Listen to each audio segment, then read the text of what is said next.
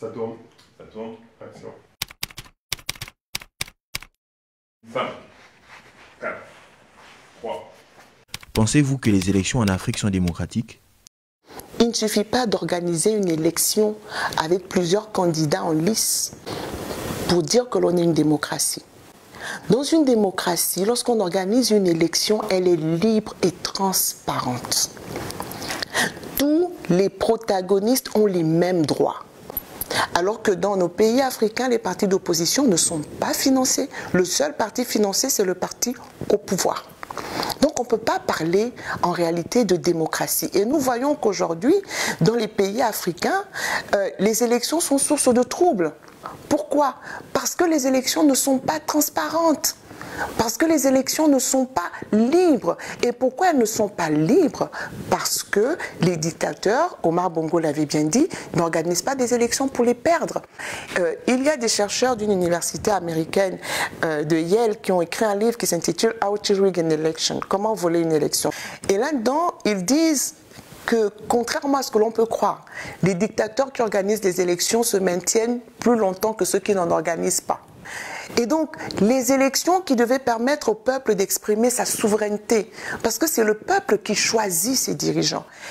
Un peuple doit être libre de choisir et de démettre ses dirigeants. C'est un droit fondamental. Ce droit est confisqué par des élections volées. Que pensez-vous du troisième mandat effectué par plusieurs dirigeants en Afrique, souvent en violation avec la constitution de leur pays? Les constitutions qui sont les lois fondamentales ne sont que de formidables torchons qui sont modifiés à souhait en faveur du régime en place. Et aujourd'hui, dans toute l'Afrique, le troisième mandat est une atteinte grave à la démocratie. On revient au président à vie alors que les constitutions issues de 1990 avaient limité les mandats présidentiels à 2. Au Gabon, au Togo, au Bénin, partout en Côte d'Ivoire. Mais chacun est revenu sur cette disposition. Au Gabon, ils l'ont carrément enlevé. On peut se représenter N fois à une élection, alors que la constitution de 92 limitait à 2 mandats. En 98, ça a été retiré de la constitution. Donc on revient au principe des présidents à vie. Barack Obama leur a dit, quand il aussi s'est adressé à l'Union africaine, qu'il y a une vie après la présidence de la République. Ils se retrouvent dans un cercle vicieux. Parce que pour arriver au pouvoir, certains y arrivent parfois démocratiquement, mais d'autres y arrivent par la fraude électorale. Pendant tout leur mandat, ils commettent des méfaits, ils détournent les deniers publics, ils font tuer les gens, ils ont des meurtres sur le dos. Ils ont tellement de crimes sur les mains que la seule façon d'éviter la justice est de se maintenir au pouvoir.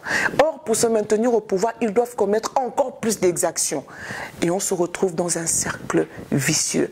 Mais à un moment donné, ce cercle doit être rompu. Nos amis du Burkina Faso ont rompu le cycle en 2014. Et donc toutes ces situations font qu'aujourd'hui, l'Afrique continue d'aggraver son retard en termes de développement et même en termes de respect des droits humains, de respect simplement de la vie humaine. Et c'est avec ça que nous devons rompre aujourd'hui. Et c'est pour cela que nous continuons de mobiliser les citoyens sur ces questions pour qu'ils puissent se faire entendre. Et nous espérons que ceux qui dirigent l'Afrique mettront fin à cette indignité. Il n'y a aucune statue de dictateur dans le monde, à part dans leur propre pays. Mais allez à Londres, vous verrez la statue de Nelson Mandela. Dans quasiment toutes les capitales du monde, il y a une rue Nelson Mandela. Mais vous ne trouverez pas une rue Omar Bongo, ni une rue Mobutu Sese Seko. Il faut qu'on progresse. Et le progrès, c'est dans plus de droits, le respect des droits des populations, améliorer les conditions de vie de ces populations, développer son pays pour lui donner le rayonnement qu'il doit avoir dans le concert des nations. Ceux qui font ça, l'histoire les retient et ils entrent au panthéon des grands hommes et des grandes femmes. Pourquoi parlez-vous en utilisant le « nous » lorsque vous parlez de vos actions? Je dis nous parce qu'en effet, je ne suis pas seule. La lutte dans laquelle je me suis engagée, elle ne m'est pas personnelle en tant que telle. Mais pour être efficace, il faut que les actions soient communautaires. Il faut qu'on soit nombreux à partager les mêmes principes, les mêmes valeurs. Et donc je parle au nom de tous ceux qui, comme moi, défendent ces idées-là parce que je ne suis pas seule. Ce serait faire un pied de nez aux autres. Je ne suis pas seule. Nous sommes nombreux à vouloir un autre Gabon. Nous sommes nombreux à vouloir un Gabon dans lequel l'éducation est gratuite. Nous voulons un Gabon démocratique, un état de droit. Nous sommes nombreux à le vouloir. Et moi, je me fais le plaisir et l'honneur d'être simplement la voix de ceux qui, eux, ne peuvent pas parler.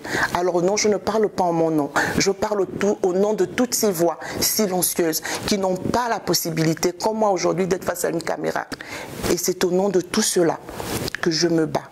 Et c'est au nom de tout cela que je parle. Alors lorsque je parle, je dis nous.